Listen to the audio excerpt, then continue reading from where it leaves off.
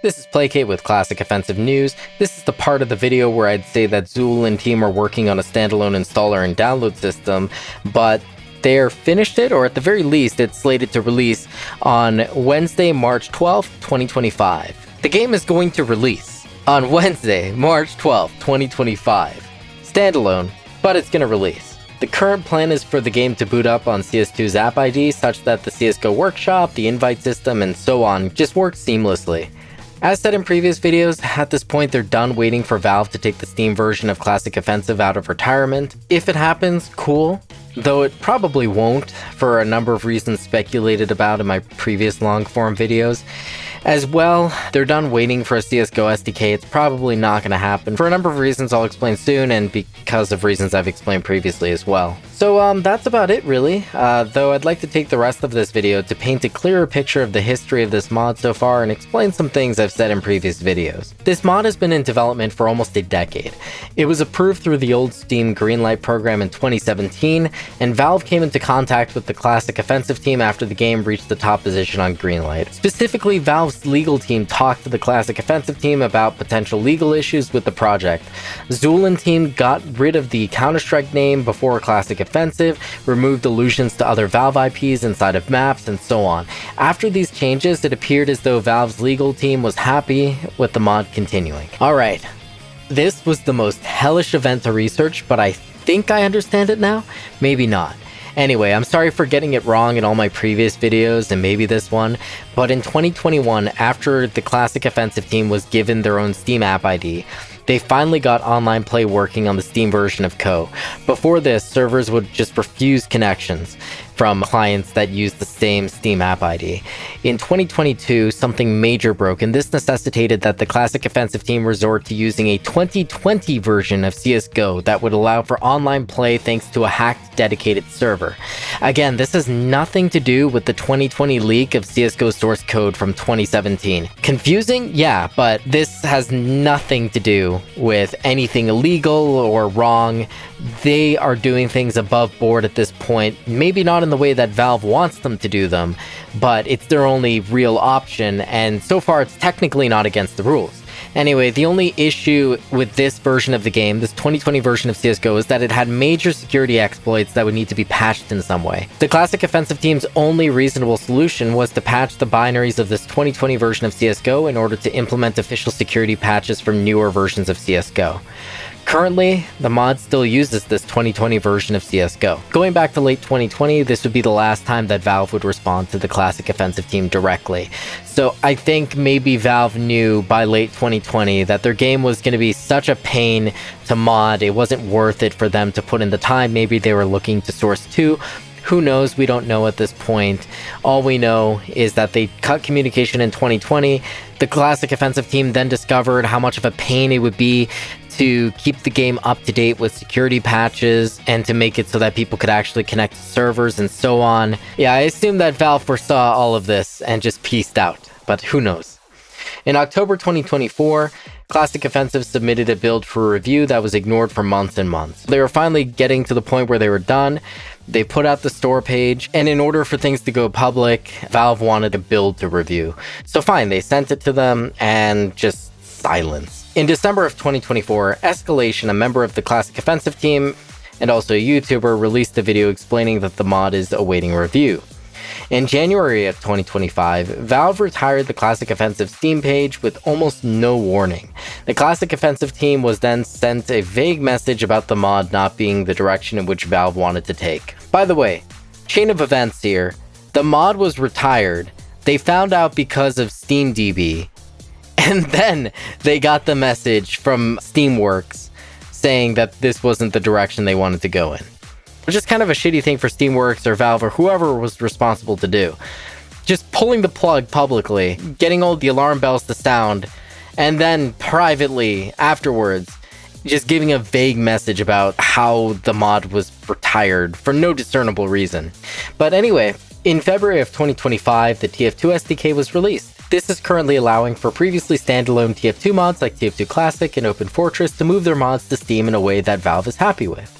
This also made it obvious to the Classic Offensive team that their mod would not be accepted without a release of the CSGO SDK. You know, if they're releasing an SDK for TF2, and previous to this SDK, they weren't even giving any semblance of hope that TF2 Classic or Open Fortress were ever going to get on Steam, then it was clear that in order for Classic Offensive to get onto Steam, they would need to use a hypothetical CSGO SDK, which has not and was not released. This new path forward could be for one of a few different reasons.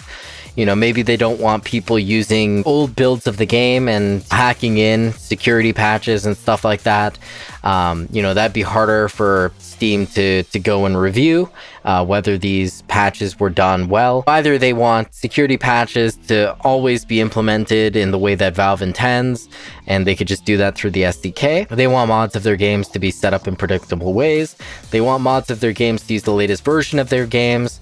Or they just want something else I can't really think of right now. I don't know. In March 2025, Zool and the Classic Offensive team said they would stop waiting for Valve to do something about the retired Steam version of their mod, and they would begin working on a standalone off-Steam version of Classic Offensive. At first, this was in the hopes that Classic Offensive would go down the path of TF2 Classic, improving itself to Valve and eventually having Valve release the CSGO SDK that the team could move over to. Though it was quickly realized that even if a CSGO SDK came out, it would most likely require that Classic Offensive be stripped down to only the files necessary for the mod and rely on CSGO's files. Classic Offensive is currently 8GB and CSGO is currently 22GB. This would be annoying as Zool has spent a significant amount of time whittling Classic Offensive down to 8GB to reduce the bloat of unnecessary CSGO files. As well, as CSGO now comes bundled with CS2, it was realized that there would be even more bloat. If a CSGO SDK were released in the same way that the TF2 SDK was released, 76 gigabytes of useless files would be necessary per download of a hypothetical version of Classic Offensive, utilizing a hypothetical CSGO SDK. Essentially, the amount of effort necessary for Valve to think of a smart way to release a CSGO SDK would likely not be worth it to them. Though this is speculation, it's likely that after Valve's failed attempt to turn TF2 into an esport and destruction of the base game on which their competitive mode was built upon, Valve wanted to wash their hands of TF2 and let the community bring their game back to life for them. This is especially apparent as their SDK allows for mods to implement the TF2 inventory system in a read-only state. It's my belief that Valve wants to let the community bring TF2 and by extension its community market back to life. It is unlikely that they see CSGO needing the same treatment, as CS2 is currently their #2 top-selling game on Steam. Now, the Classic Offensive team is solely working on a standalone version of the game just so the mod can come out in some capacity. After all these years the team have put into the project, Zool is currently fed up with closed-source engines and is improving his Godot skills. I think everyone's fed up with this situation. Man, like, it's just annoying. Like, they had a green light to go ahead. They wanted to perfect the game. Valve went and changed some shit to the point where they couldn't use the newest versions of CSGO anymore. And then Valve just sort of left them in the dust. It's like, it's kind of fucked up. Like, I understand that Valve doesn't put out a perfect project right out the gate. Like, CS Source was a mess and they kind of fixed it a little. Counter-Strike Go was a bigger mess and they managed to pull through and make that an amazing game. CS2 released as a mess and boy, they have been doing nothing with it. Anyway, I understand that Valve just sort of like puts out like half-finished stuff and they're content with doing that and just updating as they go. But you can't expect a mod to do that. A mod has less longevity than a game, and you have to think about the fact that Zool has ridden this rodeo before.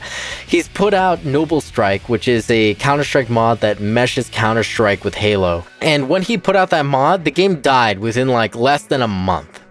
Like, he's done this before. If the game is not perfect, easy to install, easy to get set up and running, and if it's not like basically perfect right out the gate, people will just move on to the next thing. They're not going to wait around for your thing to reach perfection or for your thing to be easy to download. Like, you will gain a large amount of players immediately and then you will lose them all. So I can understand that around the time of Zool getting the green light, he might have been fucking terrified that if he doesn't release this perfect mod, it's gone. It's all gone. I get that Valve has the cojones to go and just put their balls on the table and say, hey, here's Counter-Strike 2.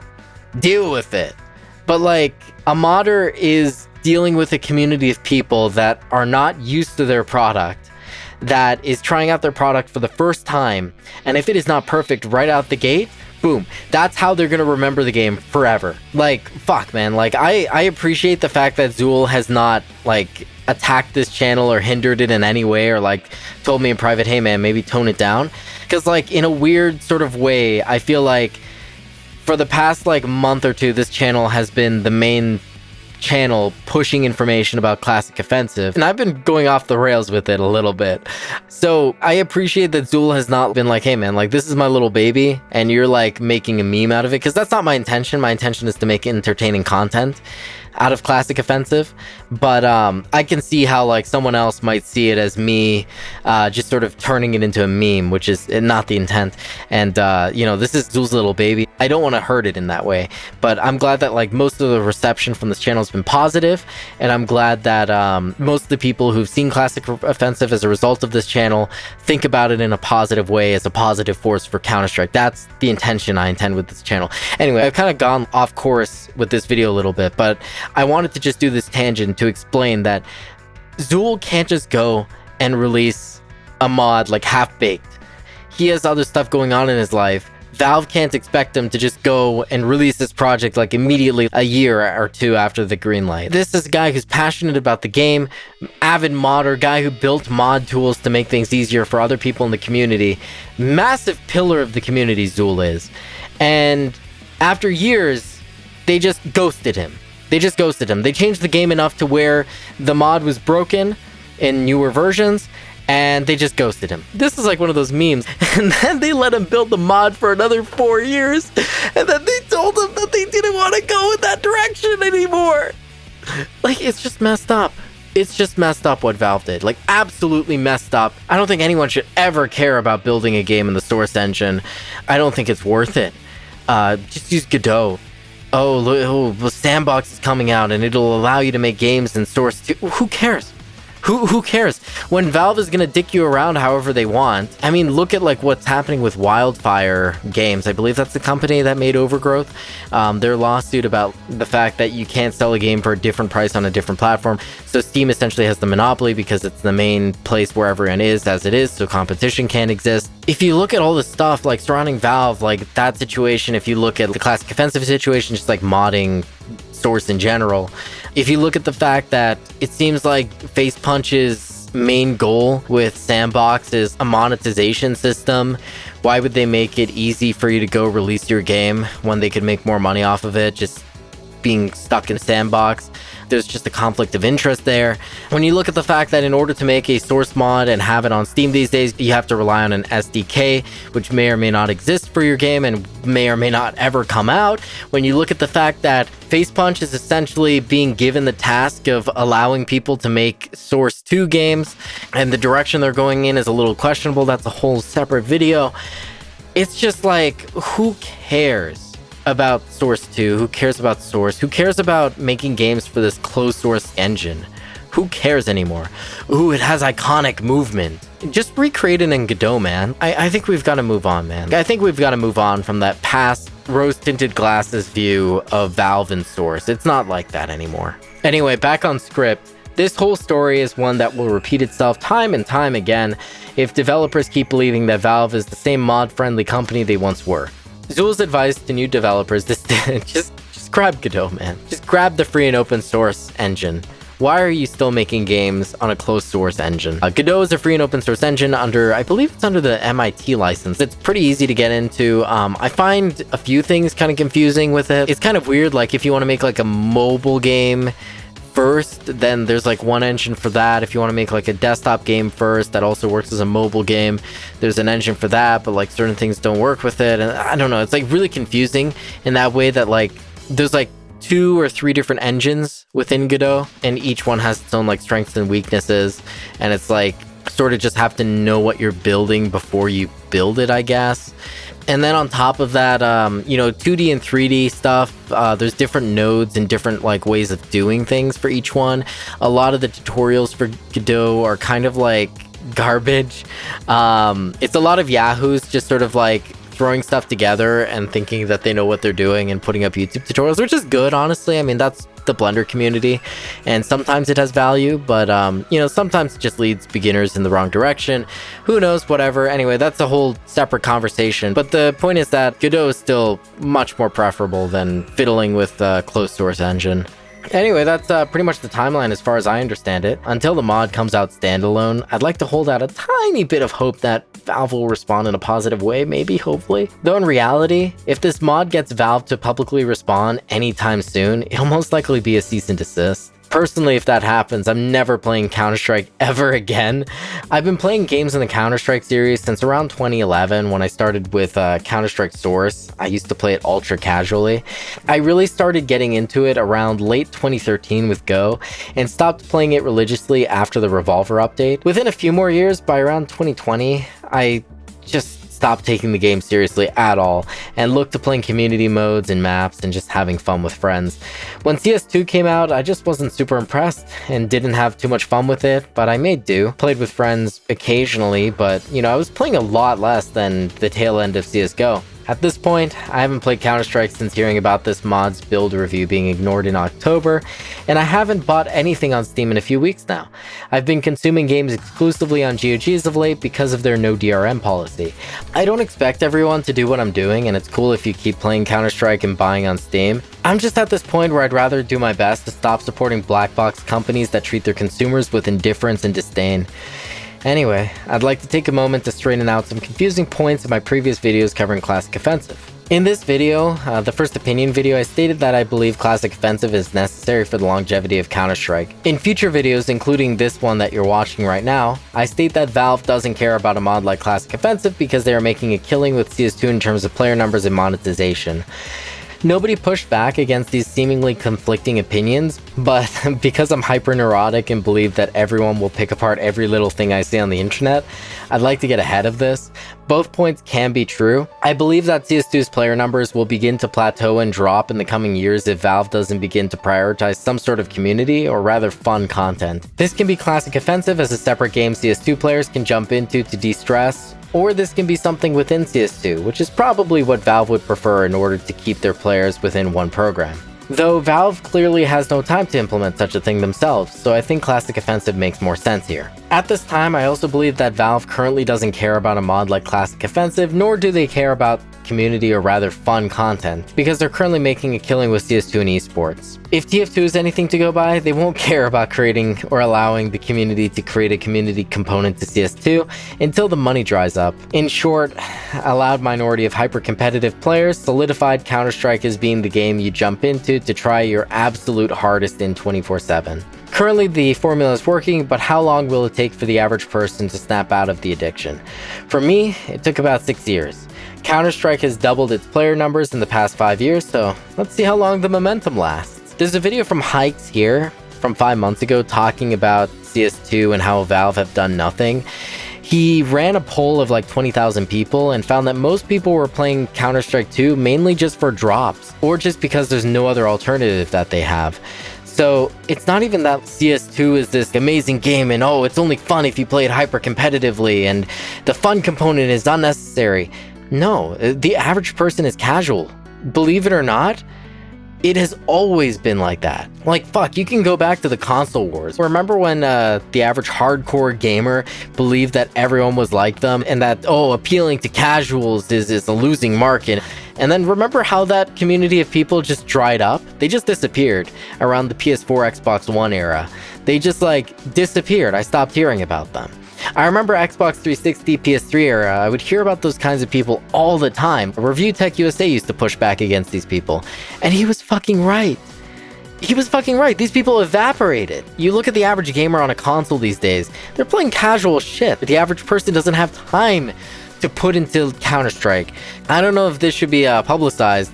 I'm not going to show the picture and I'm not going to say the name of the user, but recently a guy in the Classic Offensive Discord server got married and said, oh, you know, this was at the expense of my CS2 skills and, you know, it was all worth it. That's the average gamer. The average gamer doesn't have time to be competitive. They have a wife.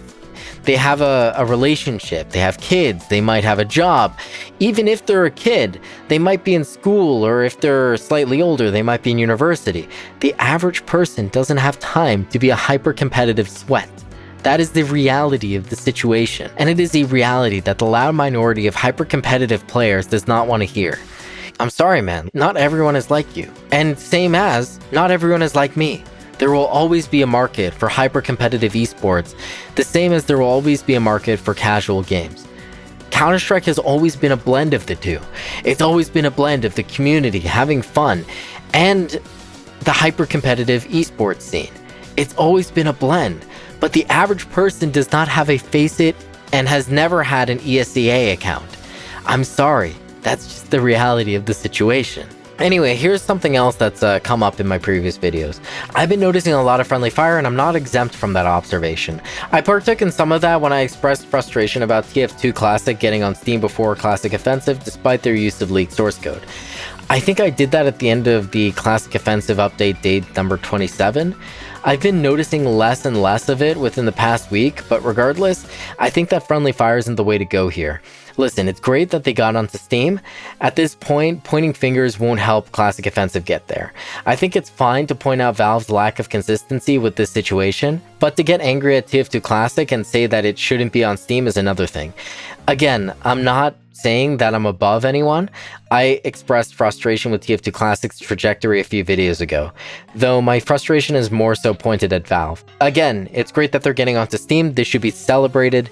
This is good. This is great. One last thing, in the Classic Offensive update series, I said something about being silly for waiting 27 days for Valve to respond. Waiting for Valve to respond is a fool's errand. Oops. I did that for 27 days. That was a little mean, considering the fact that the Classic Offensive team has been waiting for much longer. So I apologize for making that comment. 27 days is whatever. You guys have been waiting for 4 or 5 years for a word back from Valve, and you've been waiting almost half a year for a response on the build review. So I'm sorry for framing my plight as being anything that matters. But anyway, yeah, that's that point. Well, that's the video. Before this video, I'd yet to script a single one of these long-form update videos. I absolutely despise typical YouTube essay videos, scripted videos about niche culture, scripted drama videos, etc. So I don't blame you if this format wasn't your thing, though I believe this was necessary in order to hit on all the right points in one recording session. Basically, I was lazy, but also I did go off script a lot. You would have noticed it. I was speaking like a robot at certain times, and then at times like these, like you can tell when I'm just going freeform. I hope that these tangents have made it more bearable. Thanks for watching. I have a few more funny videos planned in the daily update series. Once Classic Offensive releases and I'm done with the daily update series, I'm probably going to be recording funny moments videos of Classic Offensive with either friends or just like randoms. I do want to think of a way in which I can make it obvious that I'm recording. Maybe I change my name to Placate and I put in like parentheses like recording or some shit like that. But then also I don't want people to like try hard. I hate that shit. Like sometimes I'll watch a Franz J video and someone will just be like trying hard to get in that funny moments compilation, and that shit's like lame. Like, I don't know. It's funnier to just be like funny on the fly. You know, it's cool to like try hard to be funny, but try harding is something different, you know, just saying something for the sake of it to try to get in the video. So I kind of like want to figure out a way in which I can show people, hey, I'm recording, you know, be careful of what you say. I might put it in a video, but also not have a bunch of people be lame with it. Yeah, I don't know. If people try to mock my shit, that's also cool. But anyway, whenever that project begins with the funny moments and all that stuff, I'll probably begin uploading less frequently, partially because those videos take a little more time, and also because if I just cool it with the upload schedule and I just make the best videos I can and attract a cool down-to-earth audience, I feel like I can help maintain a nice, cool, consistent player base. But yeah, this was a fun experience. If you're curious, within about a month, I got 20% of the way to monetization in terms of watch time, but that's probably because most of my videos have been very short. I did a rough calculation and found that nowadays YouTube will steal about, you know, $100 to $200, and that's on the low end of things, of AdSense money from you before they'll allow you to monetize your channel. What I mean by that is you have to get about $100 to $200 worth of views and watch time in order to get monetization. As well, uploading a video and labeling it as 18 plus will, in fact, destroy that video and your future videos' reach. That's fun. That's a fun thing to learn. All of that's rubbed me the wrong way. So I don't know about my longevity on this website, but it's been fun, and enjoy the content while it lasts. Also, the game comes out on Wednesday, March 12th. Did I mention that the game comes out on Wednesday, March 12th? This Wednesday, March 12th, the game comes out and you should play it.